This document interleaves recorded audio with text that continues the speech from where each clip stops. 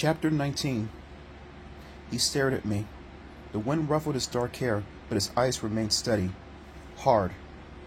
"What is the scary part?" I repeated. "The scary part," Eli replied, "is that the snowman saw me."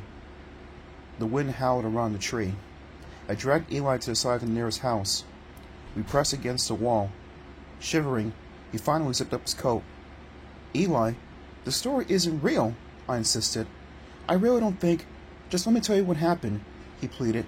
"Then you can decide if it's real or not." He shivered again. "It saw me, Jacqueline. The snowman stared at me. It saw me. It knows who I am. It knows that I saw it. And that's why I'm so afraid of it." "But Eli," I started. He raised a gloved hand to silence me. "Wait, please." He took a deep breath. It happened a few weeks ago. My two friends and I, we climbed up the mountain. We wanted to see the ice cave, so we sneaked around Conrad's cabin. "I don't get it," I said. "What does Conrad have to do with it?" "He won't let anyone near the ice cave," Eli replied. "He keeps everyone away. Conrad is so weird.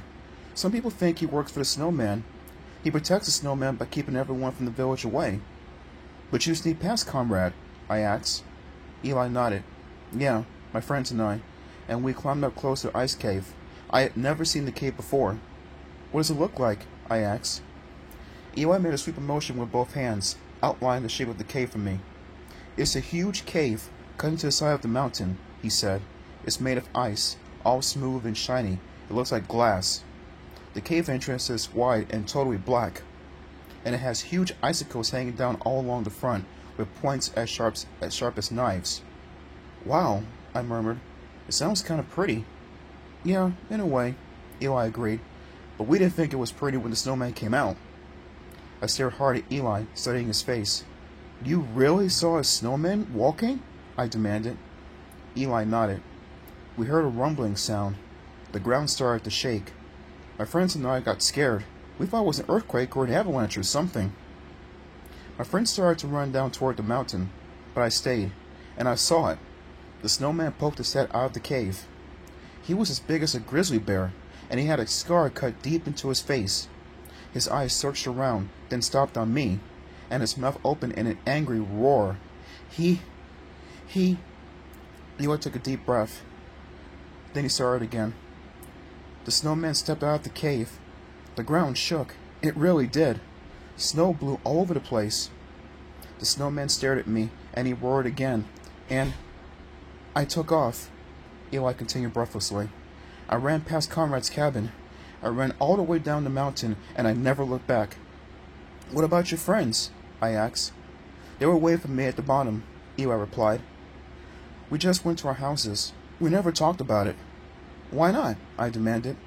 "Too afraid, I guess," Eli said, glancing down. "We never talked about it. We never mentioned it. I never even told Rolanda. It was just too frightening to talk about." He raised his eyes to me. "But now I have dreams," he confessed. "Bad dreams about the snowman. Every night." I stared at him, unsure of what to say. His whole body was trembling. From the cold, I wondered, or from being so afraid. He gazed back at me, waiting for me to say something. "Eli, you didn't tell Rolanda about this. Why are you telling me?" I asked. "So you will believe the story," he replied solemnly. "You're new, Jacqueline. You probably think it's all silly, but you have to stay away from the ice cave." "But Eli," I started. "You didn't believe my sister, did you?" he accused. "You didn't believe her story." "Well," I hesitated. "That's why I waited for you," he explained. "I waited to tell you my story. Do you believe me, Jacqueline? Do you believe that I saw the snowman?" I don't know," I told him. The wind swirled around the wall of the house. I felt my nose and cheeks. My whole face was numb. "I've got to get home," I said. Eli grabbed my parka sleeve. "Jacqueline, don't go up to the ice cave," he pleaded. "Please, believe my story. It's true." I pulled my arm away. Then I started to jog over the snow toward my house. "Go home, Eli," I called back. "Go home before you freeze." I jogged all the way home. It felt good to run and not think about anything. Jogging on fresh, powdery snow was difficult.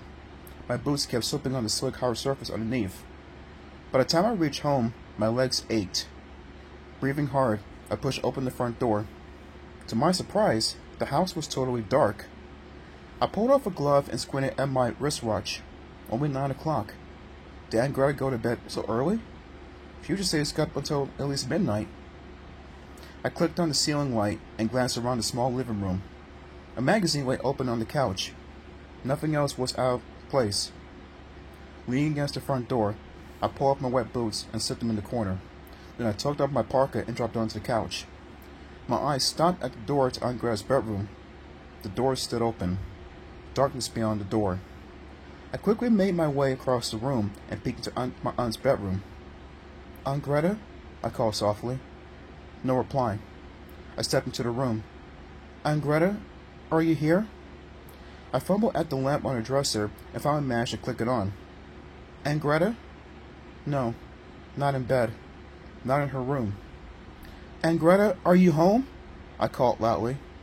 I headed out of her room. "Oh!" I cried out when I stepped in something. Something cold and wet soaked through my sock. "Huh?" I lowered my gaze to see a wide puddle of cold water on the bedroom floor. "How did that get there?" I murmured. I suddenly felt worry. "Aunt Greta?" I called, hurrying back into the living room. "Aunt Greta, where are you?"